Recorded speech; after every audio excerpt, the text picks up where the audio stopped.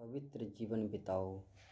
बंदो गुरुपद कंज, कृपा सिंधु नर रूप हरि। महामोहतम पुंज, जासु वचन रवि कर निकर। प्यारे लोगों, मन तो थकत थकत थकी जाई, मन थकते थकते थक जाएगा। कबीर साहब ने कहा, बिना थाके तेरे काज न सरी हैं, फिर पीछे पछताई। बिना थके काम नहीं चलेगा। मन कैसे थकता है? एक सेठ जी थे, उसको बहुत काम था। एक साधु ने कहा, सेठ जी आप बहुत उदास क्यों रहते हो? राजा ने कहा, बहुत काम है, दिन भर काम करते हैं, फिर भी काम का अंत ही नहीं होता है। साधु ने कहा, मैं आपको एक भूत देता हूँ, आप उसको जो काम बतावेंगे वह उस काम को तुरंत कर देगा। जब काम तुम्हारा समाप्त हो जाए, सिर्फ एक काम बच जाए, तो मुझे याद करना, मैं आऊँगा। साधु ने काम करने के लिए राजा को एक भूत दे दिया। राजा ने भूत को जो काम बताते गया, वह भूत तुरंत उस काम को करते गया। जब राजा के पास एक ही काम बचा, तब उसने साधु को याद किया। साधु ने आकर कहा, एक बांस काट कर लाओ। बांस लाया गया। साधु ने कहा, इसे जमीन में गाड़ो। गाड़ने के बाद भूत से कहा, तुम इस बांस पर चढ़ो उतरो। भूत कुछ देर तक चढ़ा उतरा। अंत में उसने क्षमा मांगी और कहा, अब मुझे फुर्सत दीजिए, जब आपको कोई काम हो तब बुला लीजिएगा, फिर काम करके मैं चला जाऊंगा। कहने का तात्पर्य क्या है? कबीर साहब ने कहा, मन है भूत, कभी यह ख्याल कभी वह ख्याल, एक बात पर ठहर जाए तब थक जाएगा। इस मन को एक ही बात में लगाना चाहिए। किस बात में? ईश्वर की भक्ति में लगाना चाहिए। संसार का काम जीवन भर का है। जीवन के बाद संसार के सभी पदार्थ यहीं छूट जाएंगे। निज काम ईश्वर भक्ति को करने से जीवन के अंत में मन का साथ छूट जाएगा। लेकिन जब ईश्वर भक्ति नहीं करेंगे तो यह शरीर छूटने पर मन का साथ नहीं छूटेगा। इस मनुष्य देह में मन पर जो पहले का संस्कार है, वही कभी सुख और कभी दुख देता है। मन सदा सुख चाहता है, यह होने वाला नहीं है। अनवरत रूप से इसी तरह सुख दुख होते रहेगा। अगर मन साथ नहीं रहे तो सुख दुख छूट जाएगा। मन तो लय करने का साधन बिंदु और नाद है। जिस प्रकार से ईश्वर की भक्ति होती है, उस साधन में मन को लगाओ, जप करो, ध्यान करो। गुरु जिस नाम रूप को बता दे वह करो।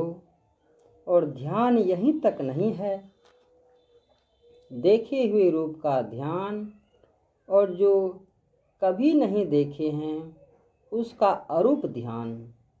देखे हुए रूप यथा राम, कृष्ण, गुरु आदि रूप का ध्यान करना चाहिए। जो कभी नहीं देखे हैं वह बिंदु है। जो रेखा गणित पढ़ते हैं वह कहते हैं मान लो कि यह बिंदु है। बिंदु किसको कहते हैं? जिसका स्थान हो परिमाण नहीं। बाल के नोक से भी चिन्ह करने पर परिणाम हो जाएगा। जो योगिक दृष्टि से देखता है वह जानता है। जो बिंदु को देखता है वह सुनता भी है। बिंदु को जो लोग देखते नहीं हैं परंतु योगिक दृष्टि से देखते हैं, आँख से देखने की शक्ति है, उसे दृष्टि शक्ति कहते हैं। गुरु यह युक्ति बता देंगे कि रेखाओं का मिलन एक बिंदु पर होगी। जो ऐसा करते हैं उसे एक बिंदुता की प्राप्ति हो जाती है। योगिक दृष्टि से जो बहुत प्रयास करते हैं वह अपने अंदर में देखता है। जहाँ दृष्टि है वहाँ मन है। यह अंदर की बात है। एक बिंदुता की प्राप्ति हो जाएगी। जो वहाँ कुछ सुनने में भी आएगा। संतों की जो विधि है, जप करो और ध्यान भी करो। कहने के लिए दो बातें ही हो गई।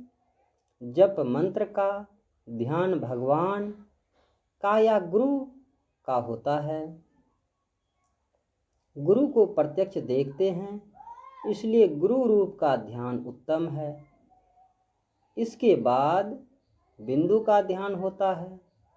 वह केवल देखेगा ही नहीं, सुनेगा भी।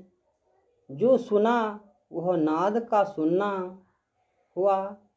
बिंदु के ऊपर की तरफ से उस नाद को जो प्राप्त करता है वह शब्द उसको अपने उद्गम स्थान तक ले जाता है। या जो शब्द जहाँ से निकला है वह शब्द अपनी तरफ खींचता है। जैसे चुंबक खींचता है उसी तरह जहाँ से वह नाद आता है वहाँ खींचकर ले जाता है।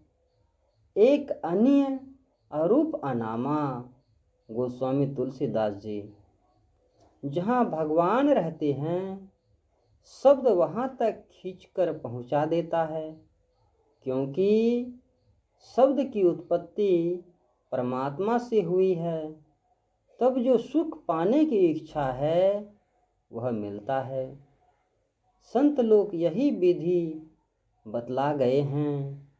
गुरु महाराज कहते हैं इसमें एक नाद हुआ और एक बिंदु।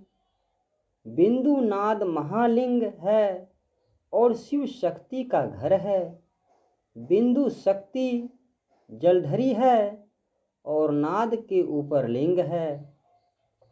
शिव कल्याण करने वाले हैं और दूसरे रूप में संहार करने वाले भी हैं। बिंदु नाद महाचिन्ह है।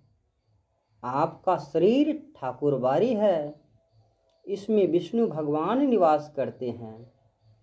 केवल शरीर के निवास को विनाश नहीं कहते हैं। सभी शरीरों का नाश कर देंगे तब विष्णु लक्ष्मी को पालेंगे। संतमत को जो मैं थोड़ा सा समझा है वह आप लोगों को सुना दिया। जिस मत में यह बिंदु नाद नहीं है उस मत में सार नहीं है। जन्म मरण का सार है। ईश्वर की शक्ति, ईश्वर की भक्ति करना नहीं करेंगे तो यह शरीर व्यर्थ चला जाएगा। पुनरपि जननं पुनरपि मरणम। इससे उद्धार के लिए संतों का प्रचार है। यह प्रवचन सितंबर 1979 ईस्वी महर्षि मिहि आश्रम सत्संग हॉल कुप्पा घाट में हुआ था। श्री सद्गुरु महाराज की जय।